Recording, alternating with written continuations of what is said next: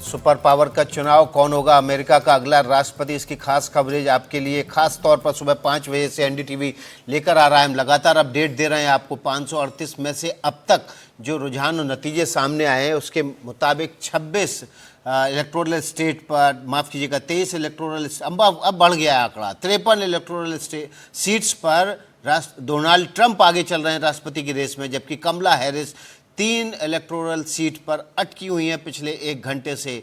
और ये जो नतीजे हैं वो धीरे धीरे कर जो सामने आ रहे हैं उसके मुताबिक अभी तक जो स्थिति साफ हुई है उसमें ज़्यादातर वो स्टेट हैं जो पारंपरिक रूप से रिपब्लिकन के साथ हैं, वहाँ पर रिपब्लिकन पार्टी ने अपनी जीत दर्ज की है, जबकि जो डेमोक्रेट स्टेट हैं वहाँ पर कमला हैरिस लगातार जीत रही हैं। लेकिन अब हमें देखना होगा कि जो 53 इलेक्टोरल सीट पर डोनाल्ड ट्रंप ने जीत दर्ज की है इसमें कौन कौन सी स्टेट हैं, यहाँ पर पहुँचेंगे। लेकिन उससे पहले एक दिलचस्प जानकारी आपके सामने रख देते हैं। कमला हैरिस और डोनाल्ड ट्रंप दोनों एक तरह से बाहरी हैं। कमला हैरिस की मां भारतीय रही हैं, पिता जमैका के थे, जबकि डोनाल्ड ट्रंप के पिता भले ही अमेरिका में पैदा हुए हों लेकिन उनके दादा जर्मनी से आए थे, यानी दोनों अमेरिका की डाइवर्सिटी की देन है।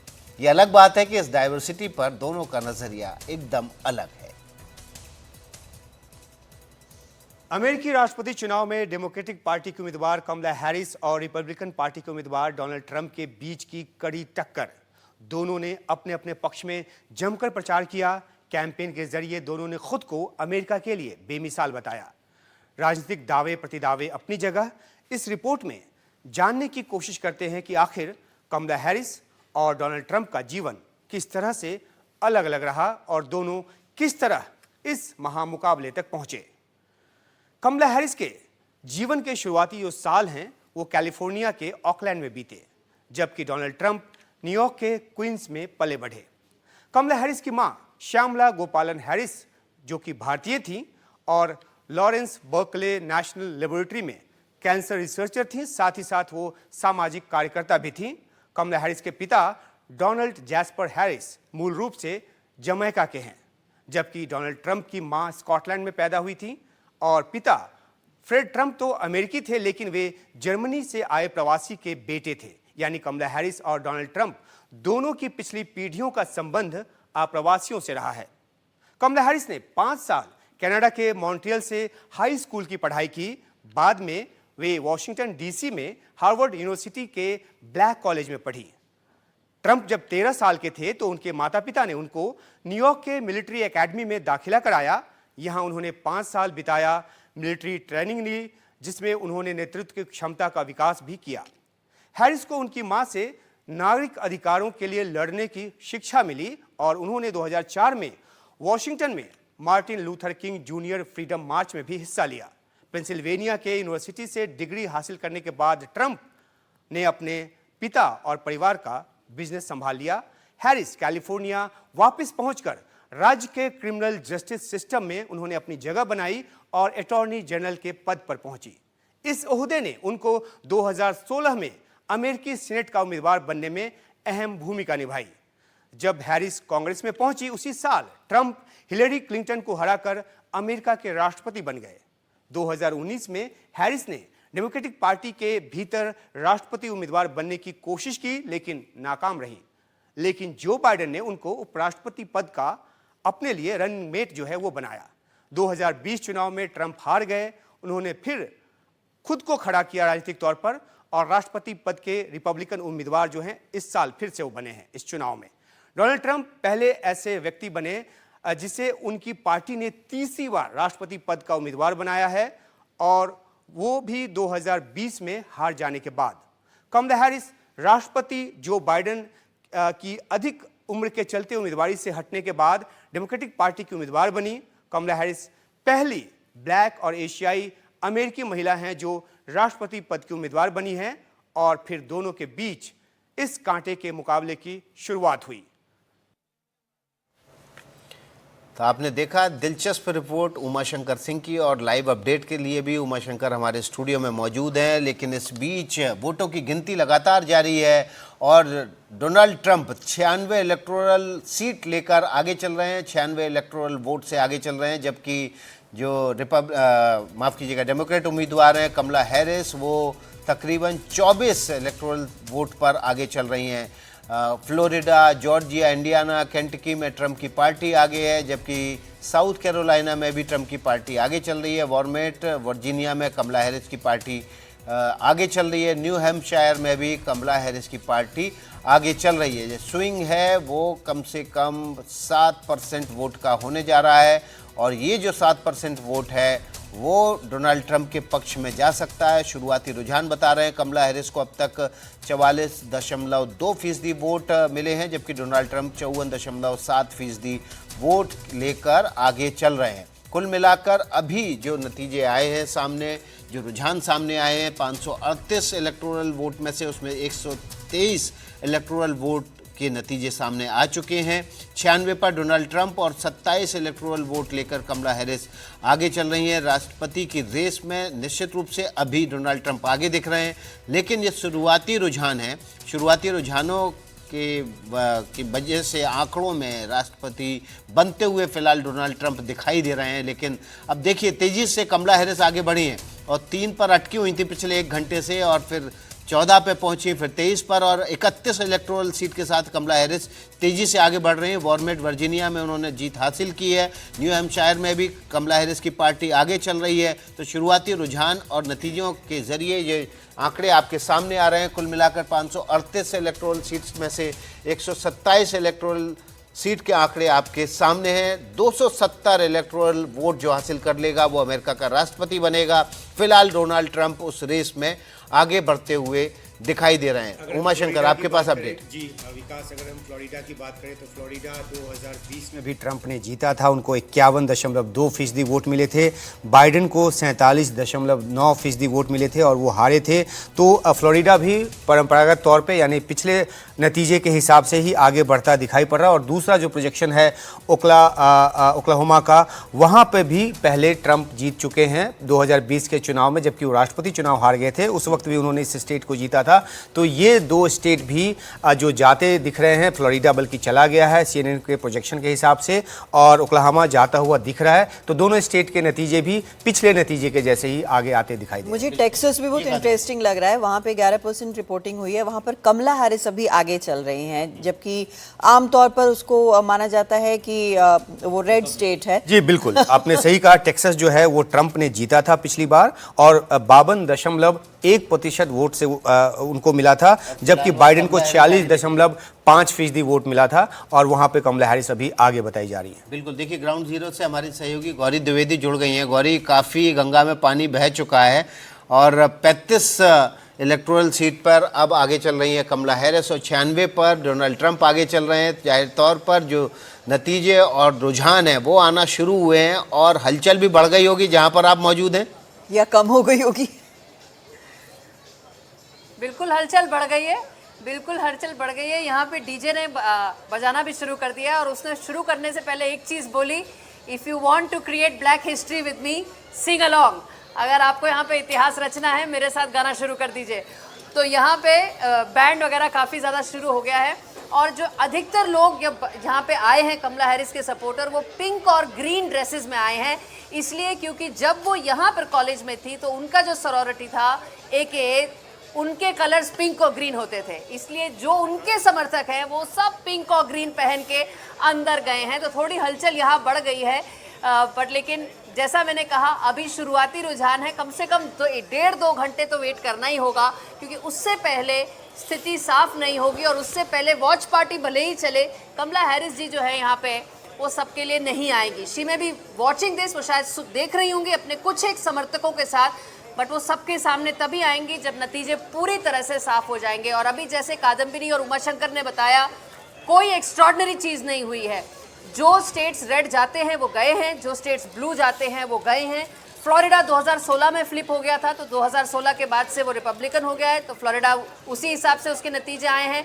सिर्फ देखने वाली बात यह है कि कितनी जल्दी वो उसके नतीजे आ गए, उससे आपको पता चलेगा कि फ्लोरिडा कितना ज़्यादा अब डोनाल्ड ट्रंप की तरफ मूव हो चुका है पिछले 2 चुनावों के बाद। और जब गौरी हम आपसे बात कर रहे हैं, जब आपसे हम बात कर रहे हैं गौरी, उस वक्त टेक्सास का जो 2 मिनट के फर्क में जो चेंज आया है, 16% वोट्स की काउंटिंग हुई है और उसमें डोनाल्ड ट्रंप आगे बढ़ गए। आप बताइए कि ये कितनी तेजी से ये बदल रहा है। वहीं जॉर्जिया का भी 36% काउंटिंग हुआ है, वहां भी डोनाल्ड ट्रंप जो है वो आगे चल रहे हैं। और इस बीच फॉक्स का जो प्रोजेक्शन आया है उसमें वेस्ट वर्जीनिया को ट्रंप के पास चला गया, बता दिया गया है उस प्रोजेक्शन के तहत, और वेस्ट वर्जीनिया वैसे भी पहले भी रिपब्लिकन के पास। बिल्कुल गौरी, एक बड़ी खबर है इस वक्त, बड़ी खबर यह है कि नतीजों से पहले अमेरिकी शेयर बाजार में जबरदस्त बढ़त देखी गई है।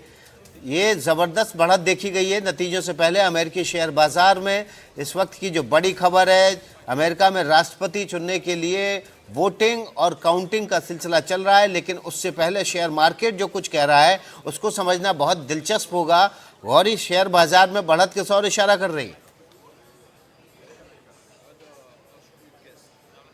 बहुत बहुत इंटरेस्टिंग है ये बात, क्योंकि मैं आपको बताऊं पिछले एक हफ्ते से जो दुनिया भर के मार्केट्स और सेंट्रल बैंक्स हैं वो सिर्फ यही इंतजार कर रहे थे कि कौन अगला अमेरिकी राष्ट्रपति होगा। एक बहुत बड़ा मुद्दा इस चुनाव में रहा है इकोनॉमी का, और सबसे बड़ी जो एक जनरल ट्रेंड रहा है, जो सारे पोल्स ने बोला है कि इकोनॉमी के मुद्दे पे डोनाल्ड ट्रंप जो हैं वो ज़्यादा इफेक्टिव माने गए हैं, उनकी मैसेजिंग ज़्यादा क्लियर रही है। और डेमोक्रेट्स की चाहे जितनी भी और मैसेजिंग सक्सेसफुल रही हो, अर्थव्यवस्था के तौर पर कमला हैरिस की नीति क्या वो करना चाहती हैं, ये सक्सेसफुल नहीं रहा है। स्टेनी हॉवर जो कि बहुत सीनियर लीडर हैं डेमोक्रेट्स पार्टी के, उन्होंने खुद मुझे इंटरव्यू में कहा कि शायद हम बेहतर कर सकते थे अर्थव्यवस्था को बताने में।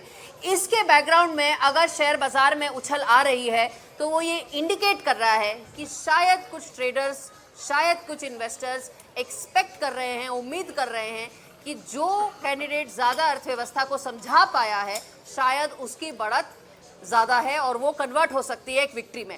बिल्कुल गौरी, जो शेयर बाजार में तेजी है उसमें चिप और टेक कंपनियां हैं, उनमें ज़्यादा तेजी देखी जा रही है, और शेयर बाजार ओवरऑल उसमें ज़रूर उछाल आया है। अभी छोटा सा ब्रेक लेंगे गौरी, आप बने रहिएगा ग्राउंड जीरो से। आपकी लाइव रिपोर्टिंग हमारे दर्शकों के लिए बेहद इंपॉर्टेंट है। हमारे साथ स्टूडियो में उमा शंकर सिंह, कादम्बिनी शर्मा भी बने रहेंगे और खास मेहमान विवेक मिश्रा भी बने रहेंगे। छोटा सा ब्रेक, फौरन लौट रहे हैं।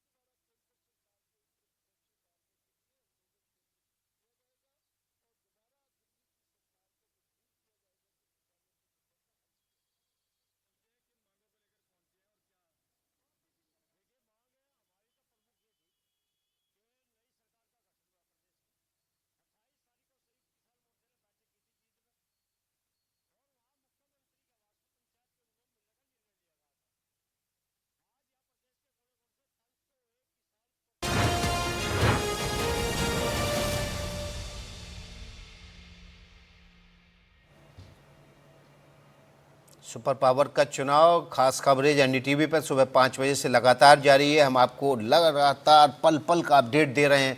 35 इलेक्टोरल सीट के साथ कमला हैरिस आगे चल रही हैं। 96 इलेक्टोरल सीट के साथ डोनाल्ड ट्रंप आगे चल रहे हैं। कमला हैरिस ने अब तक 44.2% वोट हासिल किया है, जबकि डोनाल्ड ट्रंप ने 54.7% वोट हासिल किया है। तो कुल मिला के डोनाल्ड ट्रंप अभी आगे चल रहे हैं, लेकिन कोई बड़ा उलटफेर नहीं हुआ है। जो पारंपरिक स्टेट हैं डेमोक्रेट की, वो उनके साथ हैं, और जो रिपब्लिकन की पारंपरिक स्टेट हैं वो उनके साथ चल रही हैं। कोई बड़ी उलटफेर वाली स्थिति यहाँ नहीं दिख रही है। 7 स्विंग स्टेट्स में भी अभी किसी का नतीजा पूरी तरह से नहीं आया है। जो रुझान है वो बता रहे हैं कि डोनाल्ड ट्रंप फिलहाल आगे चल रहे हैं। बहुमत 270 इलेक्टोरल सीट का है। विवेक मिश्रा हमारे साथ जुड़े हुए हैं खास तौर पर वॉशिंगटन से, जबकि जाकिर हुसैन विदेश नीति के विशेषज्ञ हैं, वे भी हमारे साथ जुड़े हुए हैं। विवेक मिश्रा, ये चुनावी नतीजे से पहले शेयर बाजार में ज़बरदस्त उछाल आया है। चिप कंपनी और टेक कंपनियों में उछाल है, जबकि पिछले एक हफ्ते से लुढ़का हुआ था पूरा शेयर मार्केट।